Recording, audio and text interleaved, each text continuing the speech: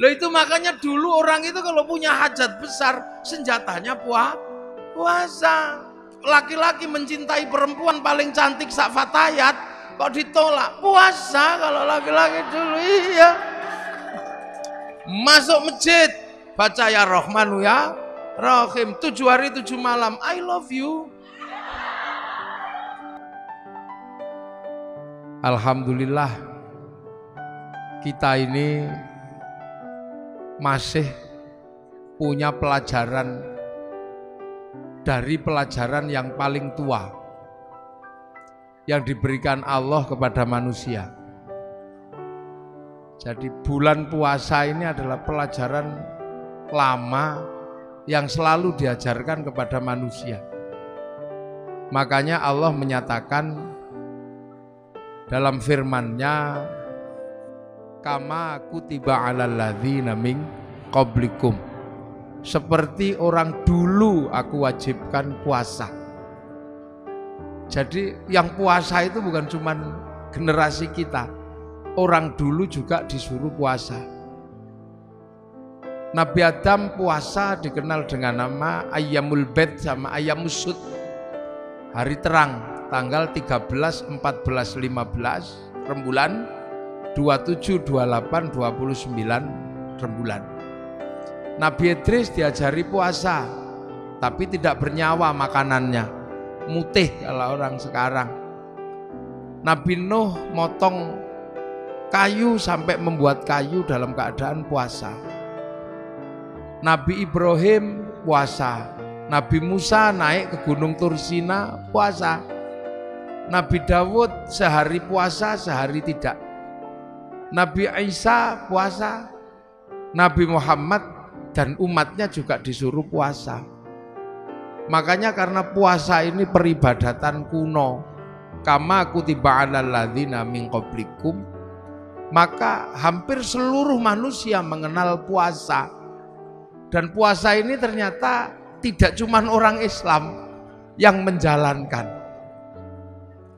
Jadi puasa ini ternyata karena puasa ini peribadatan lama, maka tidak cuma umat Islam yang puasa. Agama kuno namanya Zoroaster, punya Tuhan dua, Ahriman sama Ahura Mazda.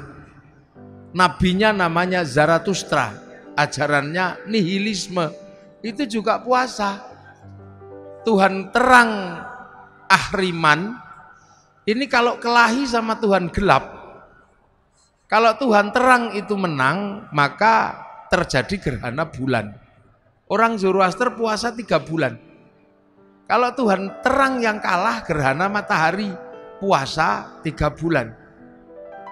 Nah, orang Zoroaster ini punah karena terus agamanya berubah menjadi penyembah api yang di dalam Al-Quran dikenal dengan nama Majus atau Majusi, menyembah api. Orang Majusi juga punah karena Raja Majusi yang terakhir yang namanya Rustum masuk Islam karena diislamkan sama Sayyidina Ali, ngambil menantu Sayyidina Husain. Karena orang Majusi masuk Islam, maka tidak lagi menyembah api. Tapi orang Majusi menaruh api di bangunan tinggi namanya Manaro. Begitu masuk Islam, apinya dibuang, Manaronya ditaruh di depan masjid. Akhirnya masjid Persia punya Manaro. Dan seluruh kaum muslimin melihat Manaro di depan masjid itu bagus, maka kaum muslimin berlomba-lomba bikin Manaro, yang akhirnya sampai di Indonesia bernama Menara. Itu sumbangan dari orang Majus, dari Majusi.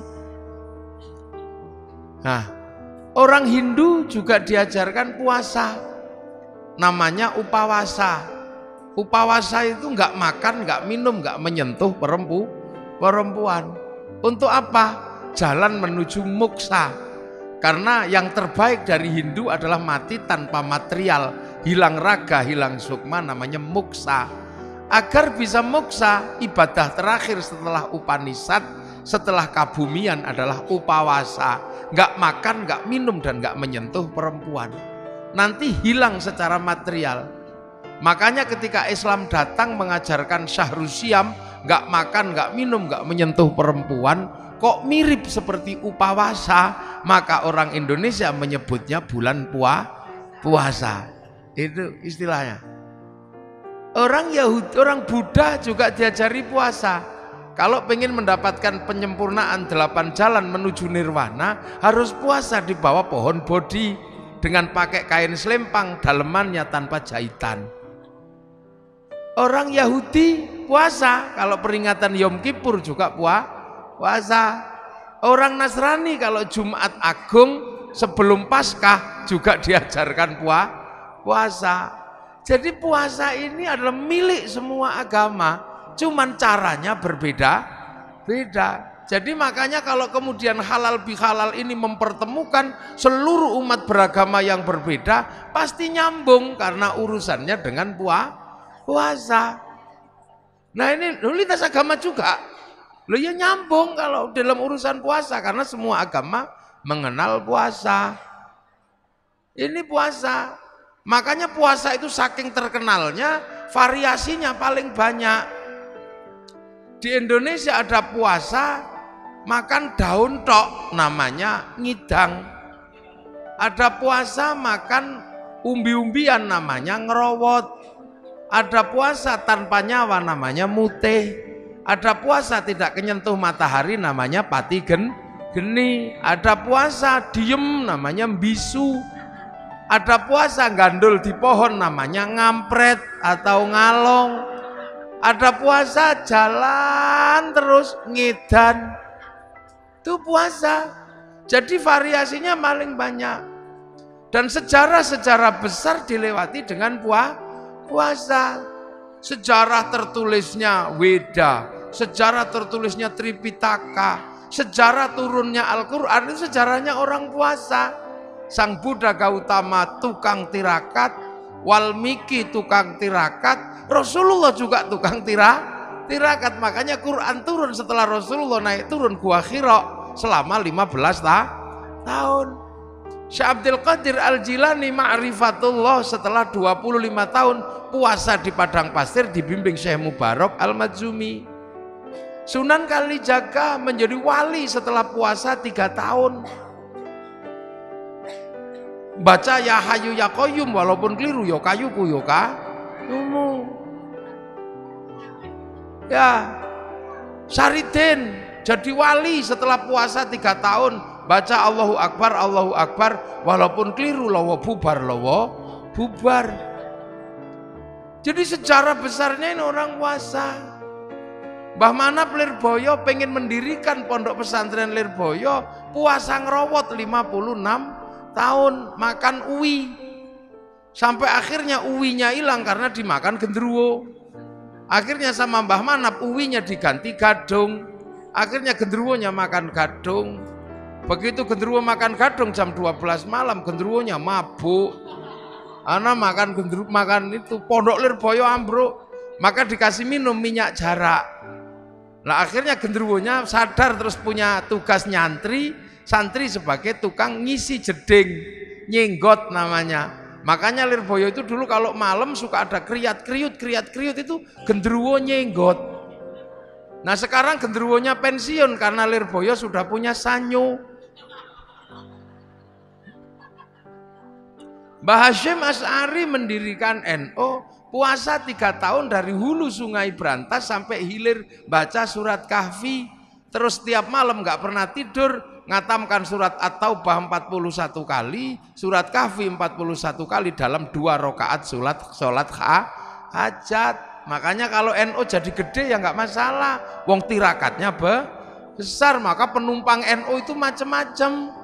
Yang sholatnya rajin ya numpang, yang setahun sekali ya numpang, kadang Bandar Dadu ya numpang. Itu NU apa aja numpang. Makanya tapi karena kendaraan besar jalannya pelan, nggak bisa was-wes gitu. Makanya NU sering disalib kendaraan kecil-kecil, wes gitu, tapi penumpangnya kecil.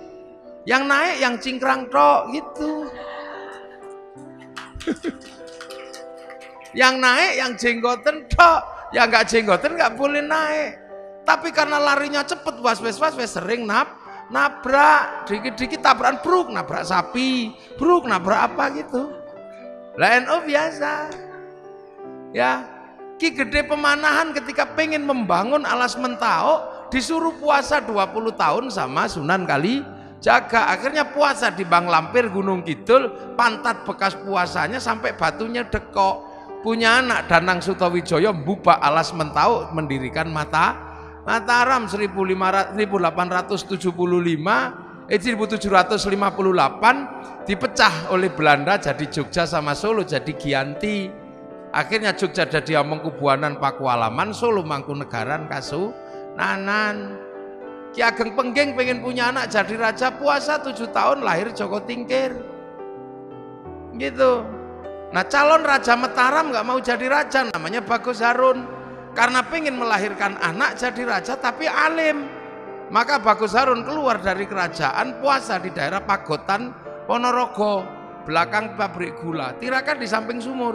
Sumur yang dipuasani naik airnya 7 meter pas 27 Ramadan. Oh, aku untuk Lailatul Qadar. Karena sumur yang menghasilkan Lailatul Qadar, maka sumurnya disebut sumur Sewu Wulan. Orang sekarang menyebutnya Sewulan, maka kampungnya dikenal dengan kampung Sewulan. Raden Bagus Harun punya anak, ganasnya luar biasa, perempuan, fatayat. Enggak ada yang berani nikahi dia saking kerasnya, sampai dikenal dengan nama Nyi Ageng Alap. Enggak ada yang berani nikah, dinikahi Raden Santri, punya anak Mbah Maktum, lahir punya anak Mbah Maklum, Mbah Tafsiran, ada Mbah Kolyub, ada Mbah Ilyas, nikah punya anak Mbah Nafiqoh, perempuan galaknya luar biasa. Enggak ada yang berani nikah, dinikah sama Kiai Hasyim Asy'ari, nikah sama Nyai lahir Kiai Wahid Hasyim, nikah sama Nyai Solikah binti Bisri Sansuri, lahir anak Abdurrahman Wahid, seorang presiden Indonesia walaupun 2 tahun. Nah, ini tirakat semua mboknya itu dulu. Di Jogja ada orang nggak terlalu pinter namanya Sukirah, pengen punya anak jadi raja, padahal bukan keturunan raja.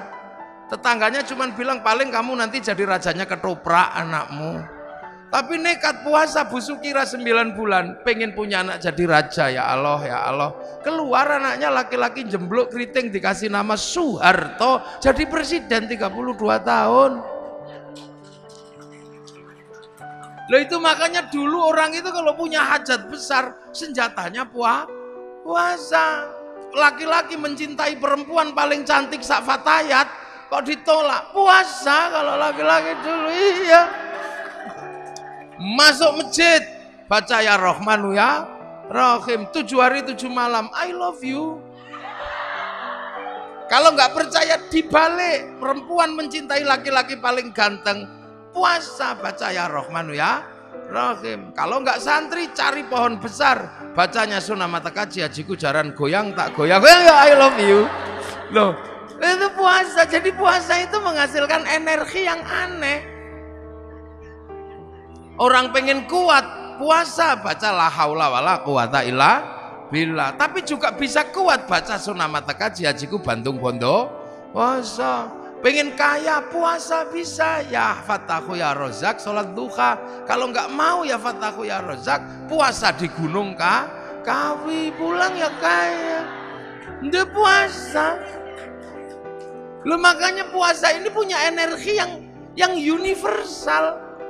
Tidak perlu Islam, tidak perlu baik, seperti yang dinyatakan oleh Yai Said. Hikmah itu tidak pandang bulu, dan puasa itu mampu melahirkan hikmah tersendiri. Dukun santet kalau puasanya kuat, santetnya juga teksek dia. Makanya ini puasa. Dulu nenek moyang kita hobinya puasa, dan yang ngerti puasa bukan cuman manusia, ayam juga ngerti puasa. Ayam itu kalau mau neteskan telurnya puasa 21 hari, telurnya netes. Ulat kalau mau terbang jadi kupu-kupu, puasa jadi kepompong, nanti terbang jadi kupu-kupu. Ular kalau mau ganti kulit, puasa 41 hari. Mudah-mudahan puasa kita seperti puasa ulet, habis puasa terbang jadi kupu-kupu. Jangan kayak puasanya ular, habis keluar ular lagi. Habis ganti kulit ular lagi. Nenek moyang kita kuat-kuat dulu. Iya kuat-kuat, bisanya cuman semelai Rahman Rahim, tapi sakit gigi sembuh. Dukun bayi senjatanya cuman kuoto, tapi tirakatnya kuat, bus gitu keluar. Makanya nenek moyang kita nggak ada takutnya. Dan puasa ini bisa pakai apa saja. Santet pakai puasa ya kuat, bahkan cari nomor pun pakai puasa juga tembus. Ini puasa SDSB. Makanya nenek moyang kita ketemu singa, oh gitu singanya, kita cuman ke singanya pergi, sakit gigi sembuh. Begitu sekarang orang takut puasa, bismillahirrahmanirrahim basin tok. Lah ya makanya dulu orang tidak pernah takut apapun. Bambu runcing sama tentara nggak takut. Sekarang jangankan sama tentara Belanda, jangankan sama singa, orang sekarang sama melinjo takut. Monggo melinjo dan kenapa? Asam urat. Orang sekarang penakut. Orang ayam itu makanan manusia, begitu ayamnya pilek manusianya ketularan. Lu burung. Lah ya, orang sekarang ketemu santan takut. Enggak. Kolesterol. Manusia jadi penakut karena punya senjata dari Allah nggak pernah dipakai. Dengar puasa, puasa lagi. Akhirnya remuk tubuh manusia modern, rentan sekali manusia modern ini. Akhirnya kalau sudah rentan pasrah sama dokter, masuk rumah sakit. Begitu masuk rumah sakit, dokternya nggak lupa, kamu tak operasi tapi puasa dulu ya. Nah ya dah, dokter mau nangani dengan cara puasa. Loh, makanya kita ini diajarkan puasa. Makanya enak ibu-ibu itu sekarang. Walaupun nggak puasa full, ada puasa enteng-entengan sekarang. Jadi tidak cuma people power yang enteng-entengan. Puasa pun ada enteng-entengan, namanya diet. Nah, diet kalau keterusan dead. Loh, ini pelajaran dari Allah. Kenapa kita takut? Loh makanya begitu kita ini puasa udah nggak kenal masalah. Loh makanya kekuatan hebat itu muncul dari orang yang bisa puasa. Tapi puasa kita ini beda dengan puasa kesaktian. La'allakum tattaqun. Nah, apa sih la'allakum tattaqun? Agar kita menjadi orang bertakwa. Takwa itu apa? Menghadapkan wajah kemanapun merasa melihat Allah. Kenapa kita bisa merasa melihat Allah? Dengan puasa. Karena dengan puasa ego kita tuh